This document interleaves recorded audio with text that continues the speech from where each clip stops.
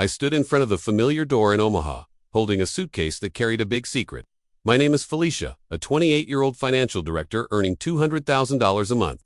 That day, I returned home without warning anyone, because I wanted to run a test to uncover the truth about my family.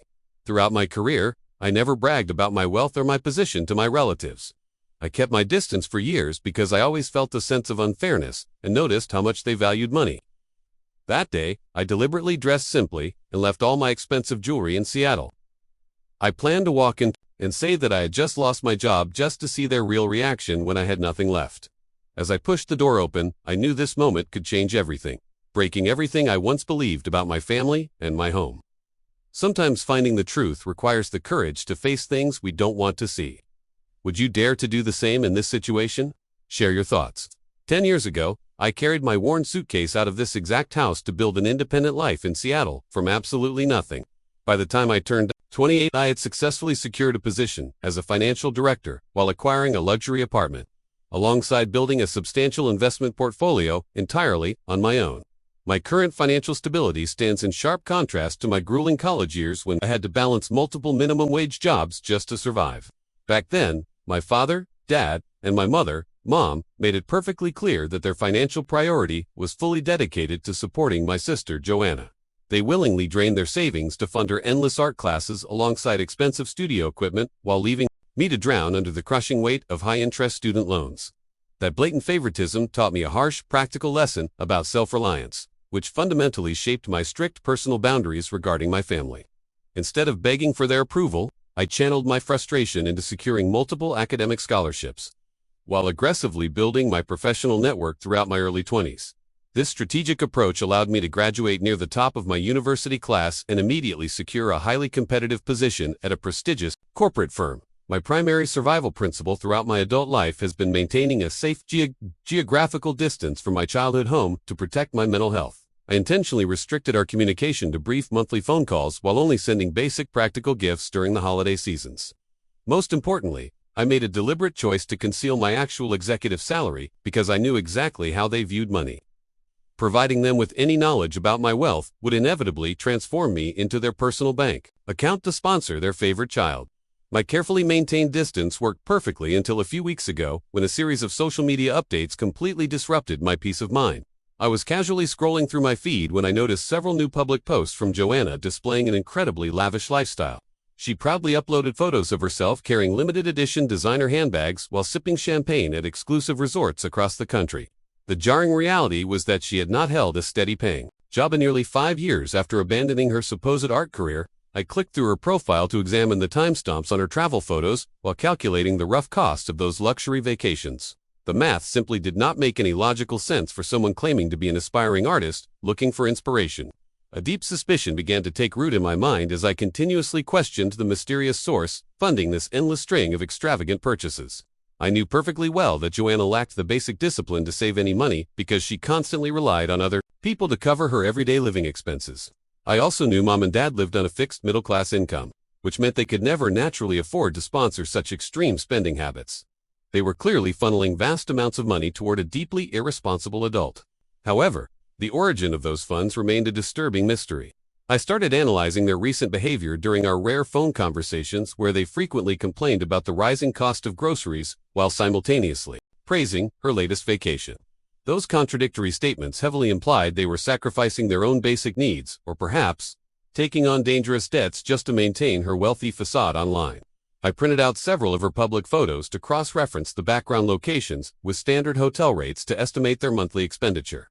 The figures quickly climbed into the tens of thousands, which practically confirmed my theory about an undisclosed line of credit, or a massive hidden loan. Every piece of evidence pointed toward a looming financial disaster that would eventually drag everyone down if left completely unchecked. Standing alone in my spacious apartment, I finally made the firm decision to pack my old clothes to drive back to Omaha. 1 week before my return trip to that house, my phone continuously received multiple urgent text messages from various family members. Joanna initiated the sudden contact by sending a lengthy message written in an incredibly demanding tone, without any preliminary greetings. She explicitly demanded that I immediately transferred a massive sum of money to help her clear an overdue credit card balance. The text message detailed her upcoming deadlines while completely ignoring the fact that we had not spoken properly in several months. She wrote the request as if accessing my personal bank account was her absolute birthright, rather than a massive financial favor. I stared at the glowing screen while processing the sheer audacity required to demand thousands of dollars through a casual text message. I firmly typed out a clear refusal, explaining that her financial mismanagement was entirely her own personal responsibility to resolve independently. She immediately replied with a barrage of angry accusations while threatening to tell our parents about my supposed unforgivable cruelty. Almost immediately after I received that final text message, my phone began ringing loudly, displaying an incoming call directly from Mom.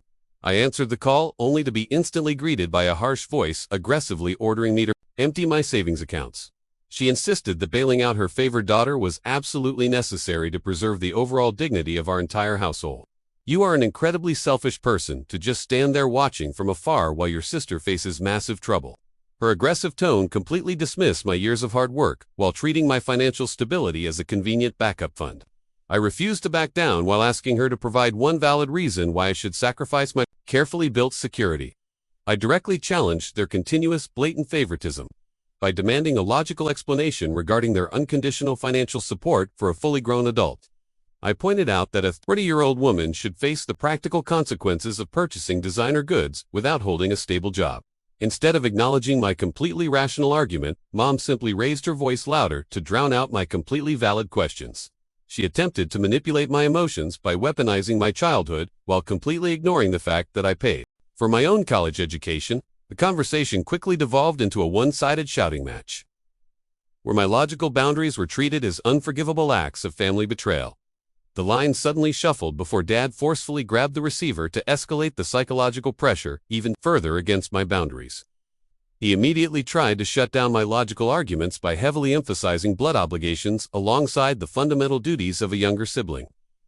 He continuously repeated that family must always stick together during hard times, regardless of who actually caused the initial financial disaster. This family raised you to adulthood, so this is the exact time you must repay us while sharing our burdens instead of counting every single penny. His heavy words carried a strong undertone of absolute entitlement, suggesting that my entire independent existence was essentially a debt owed to them. He completely ignored the reality that I had been financially independent since the very day I packed my bags to leave Omaha. I listened to his heavy breathing through the receiver while clearly realizing that any further attempts at logical reasoning would be completely useless. They had permanently trapped themselves in a toxic cycle of enabling bad behavior while expecting me to foot the final outrageous bill. I calmly terminated the call without offering any further explanations regarding their highly unreasonable financial demands upon my personal savings. Sitting alone in my quiet living room, I immediately began drafting a highly risky plan to definitively expose their highly conditional love. I decided to fabricate a complete professional bankruptcy to test exactly how they would treat me once I became completely useless to them financially. The specific details of my strategy involved hiding my expensive possessions while presenting myself as a desperate failure, begging for basic shelter. This extreme test would finally provide the undeniable proof I needed to permanently sever these toxic family ties without any lingering guilt.